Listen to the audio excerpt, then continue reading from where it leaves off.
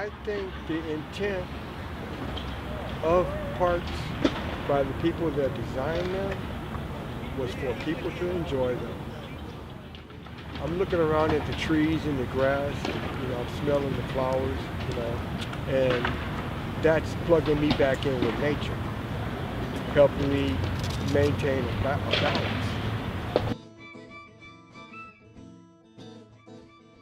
Well, I really truly believe that parks are one of the major common areas that we have in our civic world. And that is a place where everybody mixes and comes together and gets to know each other. And it can be at a neighborhood level where the residences around the neighborhood, people get to know each other in the parks. Especially younger children love parks, and parents get to know each other, and neighbors. And that it also is a place for civic life to happen. For instance, downtown in Berkeley, that's where festivals happen, demonstrations. It's a place for people to come together and do civic activities where they wouldn't necessarily run into each other in other places in the city or in their work lives. I feel like city parks have only become a part of my life since having children, really, in part because, again, I grew up in a place where I didn't grow up in the city, so we didn't really have access to parks.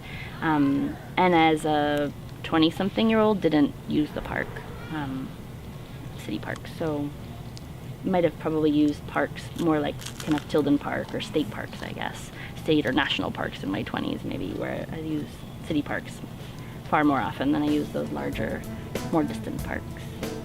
A lot of adults look down on skateboarding because they think it's just destroying the concrete or the property, but I mean they don't really know that it's a passion. So skateboarding is what we do, and they don't understand that it's an art for us. So they instantly think skateboarders are up to no good. But I mean, what we do out here is cool. I don't know why there's any reason to hate on it. Yeah, I mean, as Lori said, I think that the parks are really important to people in Berkeley. If you ask people, they love their parks, and especially when you go to different neighborhoods, they love the park that's in their neighborhood, which is great. This park can provide an immediate benefit for us because it can get us out of the house and bring us somewhere outside of our backyard or outside of our living room or playroom. Kitchen. Or our kitchen, yeah, exactly. Or dining room. Or dining room. I think it provides us that immediate benefit. I think it provides other longer term benefits, like meeting our neighbors, like the opportunity to see people who we live near, who might otherwise also be sort of stuck in their backyards or living rooms if it weren't for the park. And there was a group of young men one day who I frequently see at the park, and there were just two sitting somewhere as I was walking by, and I was like, I wonder what they think of the park, and I was kind of like, we had this meeting the other day to talk about how to improve the park, and I just wonder what would you want to see improved? And they were like, I think the park's pretty great. I wouldn't make any improvements. And I was like, oh, okay. I hadn't anticipated that being their thought, and I think maybe families would be more inclined to say, yeah, there's a couple things I'd love to see improved at the park. But maybe based on that conversation, my general sense is that maybe teens or people in their 20s who might use the park in ways that we don't use the park find it kind of just okay the way it is. People's Park was a place where not only homeless people, but people of all cultures came and sat and met.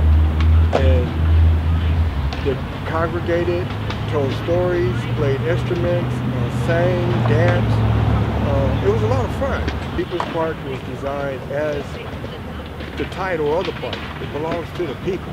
In this park, I see there's a lot of just wanderers, a lot of homeless people, and people smoke weed out here right in front of the city hall, which not that great of an idea, but Berkeley's just, there's randoms everywhere, so it's a cool environment. It's way different than from where I'm from, Brentwood.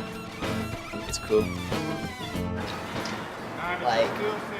Everybody has their own part in their community, and I guess weed smoking isn't necessarily a big part of the community, considering that a majority of people don't smoke, and other people do, and people drink too. Multiple reasons why people might use the park to smoke, right? I mean, But Mama, yeah? no smoke weed allowed. Is there no smoking allowed in the park? No. I've never noticed a sign actually that says no smoking allowed.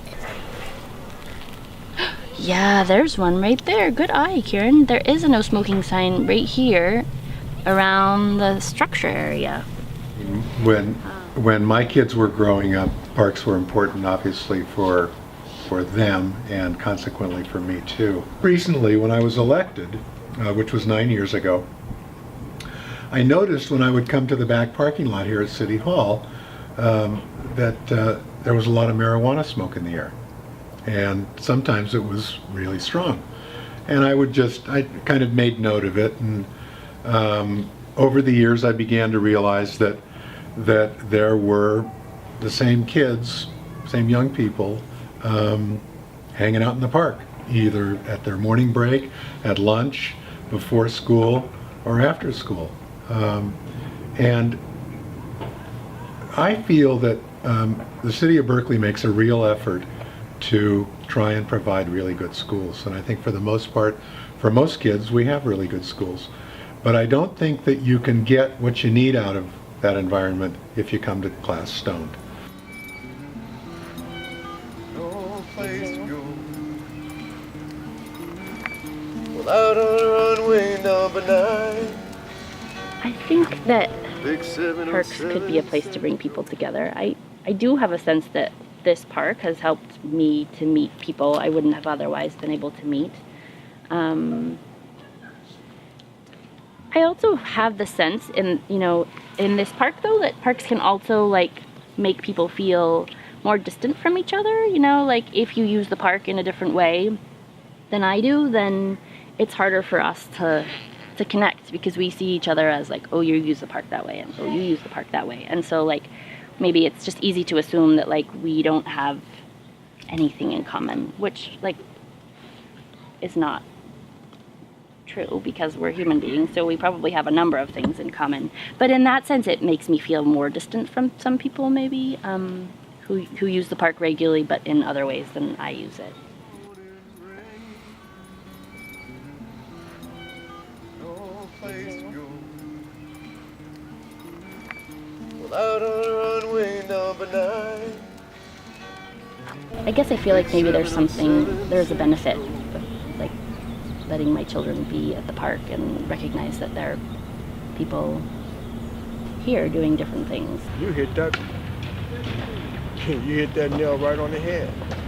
I think the public parks are a lot of people's beacon of hope. Life is nothing without laughter.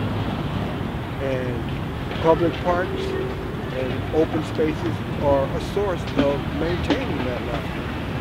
Sometimes that's all a person like myself needs. Like I could just arrive at the park and just kind of see it how I want to see it and see the parts I want to see and maybe not see the parts that I don't want to see. And I feel like since I've had that perspective, it's made me more comfortable at the park and maybe more inclined to come and spend more time at the park. But there are some people who don't feel safe in this park. I think more likely than that, there are some people who just find it hard to get comfortable in this park. And you're only going to come back to a park if you can feel comfortable in it. If you feel uncomfortable in a park, Over here, Mom. you're probably not going to spend much time there. Because why leave your home, which you're probably comfortable in, to be uncomfortable somewhere else? So I do think there are people who feel uncomfortable probably in this park. There was this concern sometimes in parks that, maybe there's some people that intimidate other people. So how do we make the entrance to the park so that those people can't gather at the entrance and keep other people out? We want to make it welcoming to everybody. Safety to me is contained within your heart. And my heart tells me that God's not going to let anything happen to me that isn't meant to happen. I think so. I think my kids feel safe at the park. I hope they do. I hope they do. And I feel like that's probably, my job as a parent, right? I mean, it's my job as a parent to keep my children safe, but it's also maybe my job to, help them feel safe, help them feel comfortable, even if like it's different than being in your backyard. Even if you might encounter people that you wouldn't encounter in your school community or your work community. Well, in a lot of ways, I mean, number one, our parks budget is under stress. We're not spending enough on parks to even kind of keep them where they are. We're kind of losing ground. The parks are deteriorating. So as an elected representative, I feel a big responsibility to find ways to make sure that our park system doesn't fall apart. We would be in big trouble without parks. That's just my opinion, but people need access to the outdoors. I mean, it's good for human beings to spend time in the sun and in the dirt and in nature, and it's also really good for human beings to spend time with their neighbors. I'm homeless, but by leaps and bounds, that's changing. And it's because I'm able to come to places like this and sit down and just meditate and sort my thoughts that I'm able to do so. If I had no place to go to do that, what would happen? What could happen? It's frightening. Well, out on runway number 9, big 7.